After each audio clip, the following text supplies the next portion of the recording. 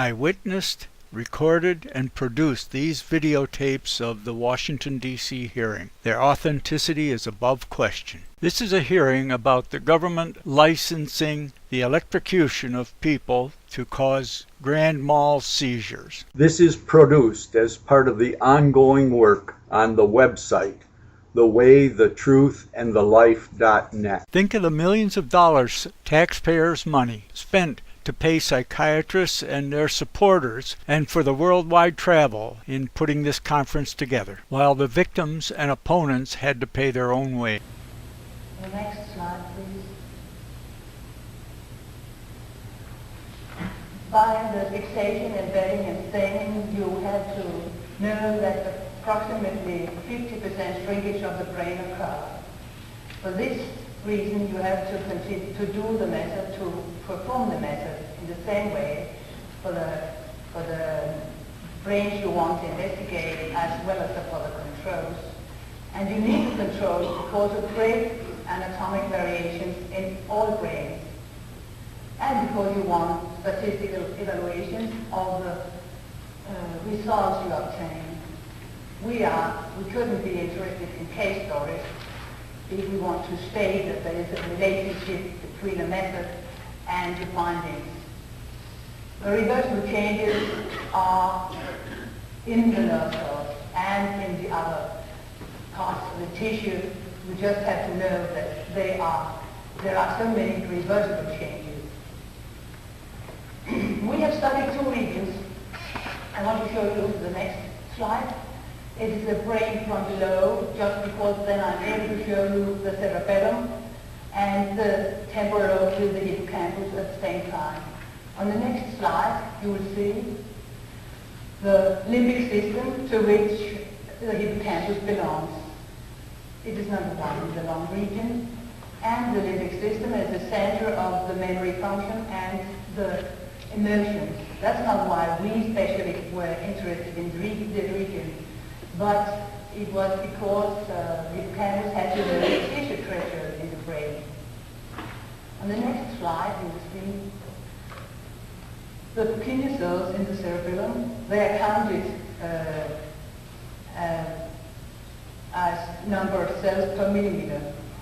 The region is of interest because of the importance of these cells and the cerebellum as a whole in the inhibition of seizure activity. On the next slide,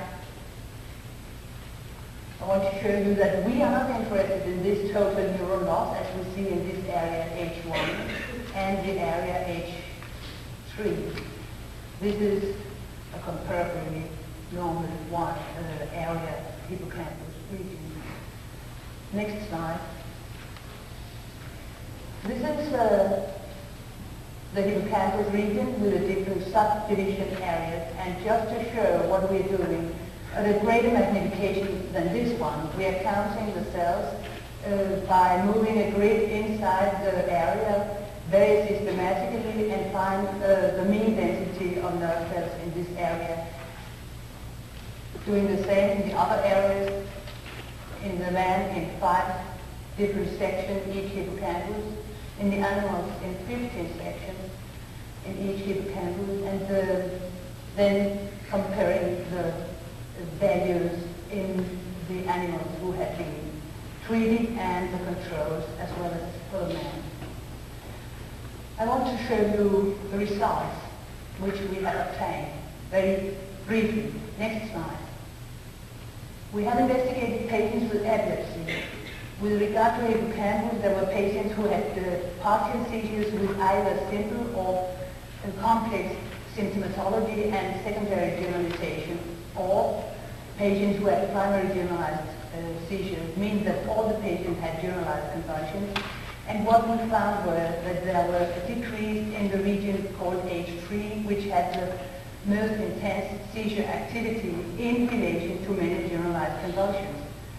With regard to the patients with cerebellum, the investigation of cerebellum, it was another study, but the same correlation was found. The Purkinje cell decrease were related to generalized convulsions, to a great number of generalized convulsions. Then we made a study of rats where we elicited seizures by electrodes placed extracranially. We had the seizures, we gave 3 seizures per day in approximately 50 days, and the animals were sacrificed after 2 and after 12 weeks survival to see if anything developed in between that time. But there was no decrease, no neural loss in the hippocampus, nor in the cerebellum in these animals, although they had in fact approximately 2.5 to 3 hours seizure time. Seizure time. In comparison, we made a study of the Mongolian Gerbils. They have epilepsy. They have either minor seizures with a motor arrest and the movement of the reflex, or they have accompanying motor jerks in the legs and automatisms, or they have generalized convulsions. We found in these animals that the Purkinje cells were decreased, the number of Purkinje cells were decreased in relation to all seizure types, whereas the cells in the very sensitive region in hippocampus, H3, were reduced in relation to generalized convulsions. And these animals didn't have but 14 seizures a year compared to the 114 seizures the rats had been given during 3 months. From these findings, please slide on. We conclude that nerve cell loss is a result of epileptic seizure activity per se, which is present in epileptic subjects, man or Mongolian Gerbils. This does not mean that nerve cell loss cannot occur after generalized convulsions if these are repeated as in status epilepticus, where or in the experimental studies where the seizures have been elicited by various drugs, resulting in hours of ongoing, uninterrupted seizures, which often is the case in those experimental studies referred to in relation to ECT. In this case, hypoxia is a major factor. Many studies have shown that if hypoxia and other physiological changes following this condition are avoided, the changes found in the brain are reversible.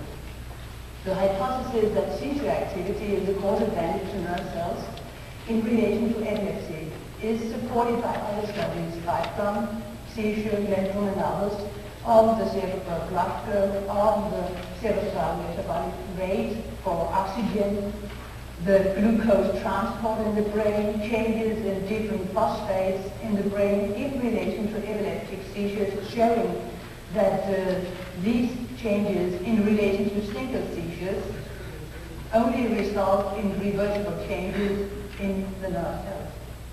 Thank you.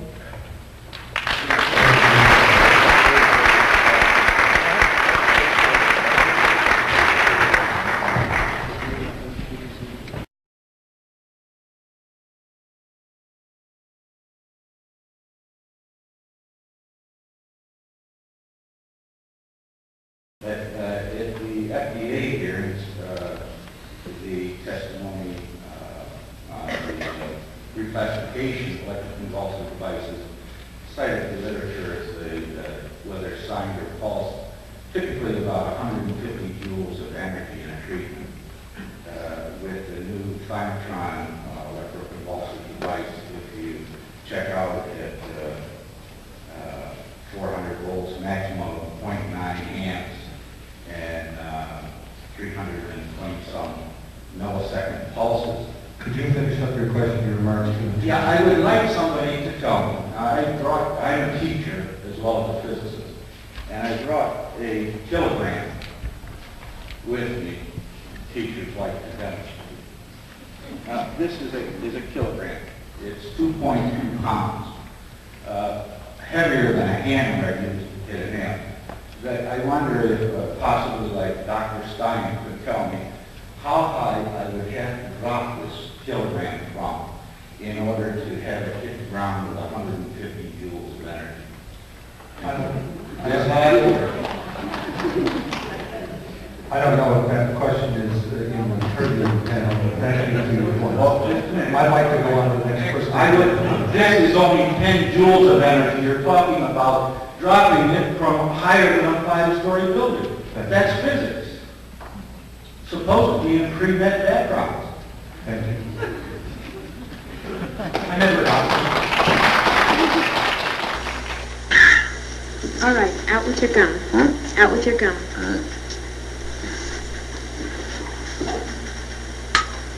Okay, this won't hurt. It'll be over in just a moment. Uh-huh. What's that? Conductant. Oh, dab will do you. Right, Mr. Jackson. Open your mouth. What's that? This will keep you from biting your tongue. Well, Now just bite down on it. That's right. Just bite down. Now bite down on it. Good.